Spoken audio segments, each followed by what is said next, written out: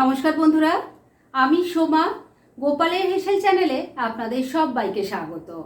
অনেককেই বলতে শুনি নিরামিষ রান্নার দিনে কি রান্না করব এটা চিন্তা করেই নাকি তাদের ঘুম উড়ে যায়।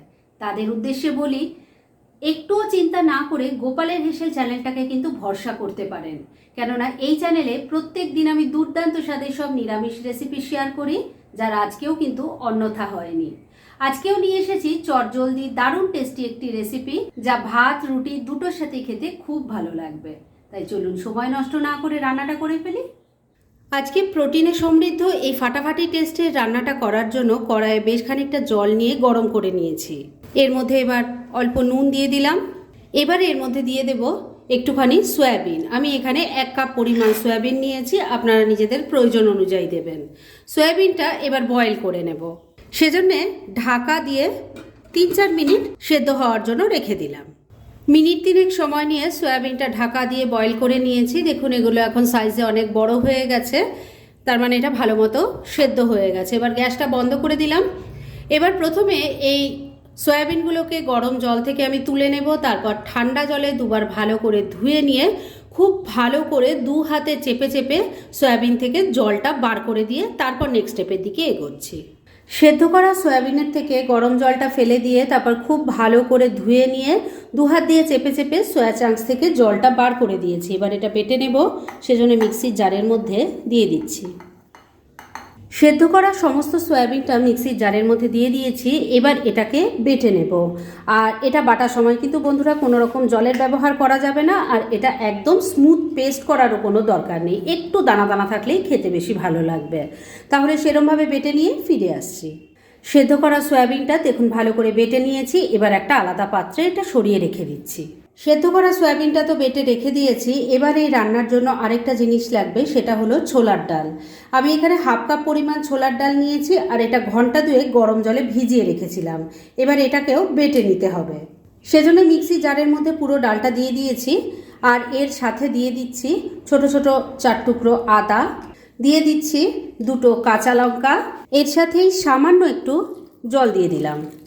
এবার এটাকে বেটে নিয়ে একটা স্মুথ পেস্ট তৈরি করে ফিরে আসছি।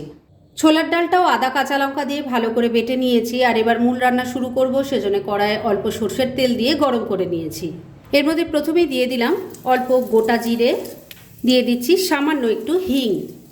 ফোড়নটাকে একটু ভাজা ভাজা করে নিচ্ছি। ফোড়নটা ভাজা ভাজা হয়ে গেলে এর মধ্যে প্রথমেই বেটে রাখা সয়াবিনটা দিয়ে দিলাম।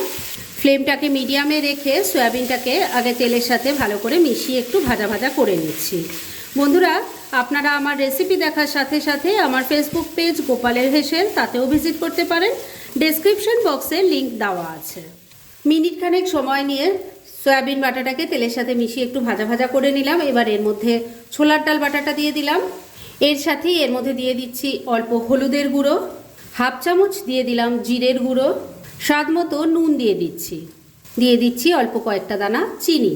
এবার সব কিছুকে খুব ভালো করে মিশিয়ে নিচ্ছি। মিডিয়াম ফ্লেমে 3-4 মিনিট নাড়াচাড়া করতেই দেখুন এটা এখন একটা মন্ডর মতো হয়ে গেছে, মানে এটা কিন্তু এখন একদম রেডি।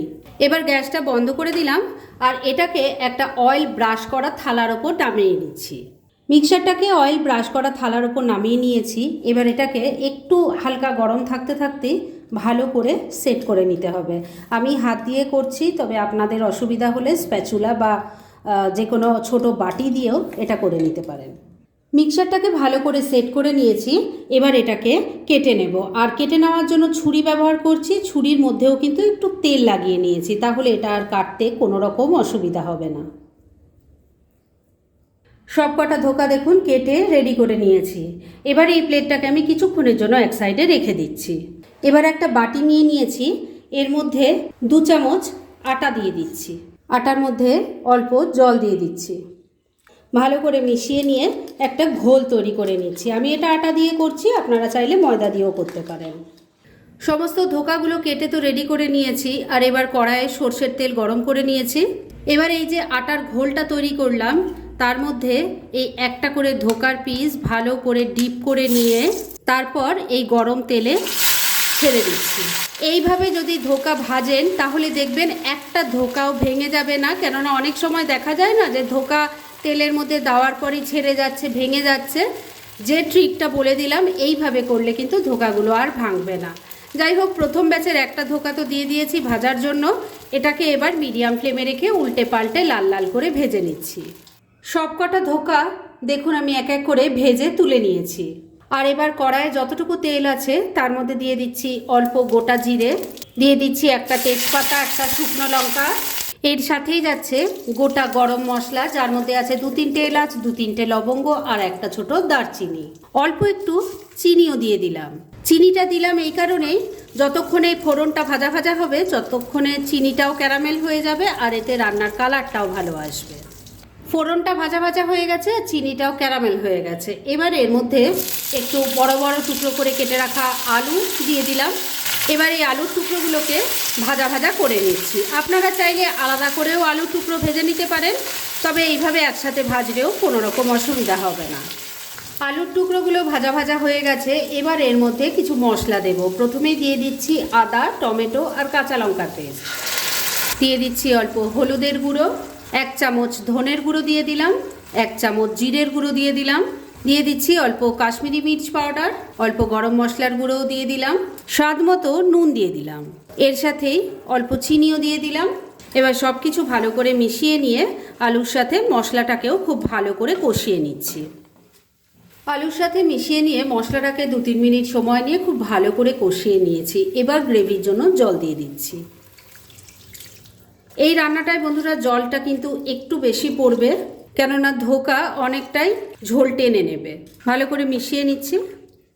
সব কিছু খুব ভালো করে মেশানো হয়ে গেছে। এবার 2টো গোটা কাঁচা লঙ্কা দিয়ে দিলাম গন্ধটা ভালো হওয়ার জন্য। এবার ফ্লেমটাকে লো আর মিডিয়ামের মাঝামাঝি রেখে ঢাকা দিয়ে 3-4 মিনিট রান্না করে নিচ্ছি। মিনিট 4 রান্নাটা হয়ে গেছে। এবার ঢাকা তুলছি। এবার প্রথমেই দেখে নেব আলুটা কেমন সেদ্ধ হয়েছে। হ্যাঁ, আলু ভালো মতো সেদ্ধ হয়ে গেছে।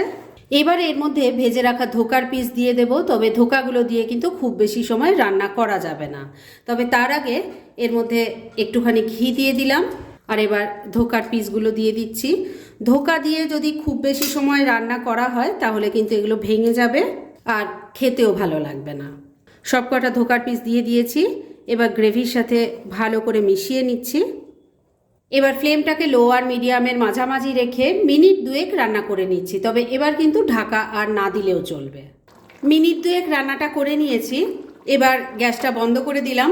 এইটুকু গ্রেভি থাকতে থাকতে নামাতে হবে, কেননা এটা ঠান্ডা হলে আরও ঘন হয়ে যাবে। আর এবার এটাকে আর ঢেকে রাখাও যাবে না, কেননা তাহলেও স্টিমে ধোকাগুলো একদম নরম হয়ে ভেঙে যাবে। তাই ডাইরেক্ট সার্ভ করে আপনাদের দেখাচ্ছি। ফ্রেন্ডস, আমার আজকে প্রোটিনে সমৃদ্ধ এই দুর্দান্ত স্বাদের ধোকার রেসিপি একদম রেডি হয়ে গেছে এবং আমি সার্ভ করে দিয়েছি। ভীষণ ইজি রেসিপিটা, কিন্তু যেভাবে আমি তৈরি করেছি ঠিক সেইভাবে তৈরি করে খেয়ে দেখুন, খেতে কিন্তু অসাধারণ লাগবে। প্রত্যেক দিন একঘেয়ে সবজি না খেয়ে মাঝে মাঝে এরকমও ট্রাই করতে পারেন। আর এরকম ধরনের অনেক ভালো ভালো নিরামিষ রান্নার রেসিপি আপনারা গোপালের হেসেল সার্চ করলেই পেয়ে যাবেন, যার মধ্যে থেকে কিছু কিছু আমি সাজেস্টেড বক্সেও দিয়ে দেবো, সেখান থেকেও আপনারা দেখে নিতে পারেন। তাই গোপালের হেসেল অবশ্যই ভিজিট করুন। আর আপনারা কেমন ধরনের রেসিপি চাইছেন সেটাও কিন্তু আমাকে জানাতে পারেন। আমি চেষ্টা করব সেই সব রেসিপিগুলো আপনাদের সাথে শেয়ার করার।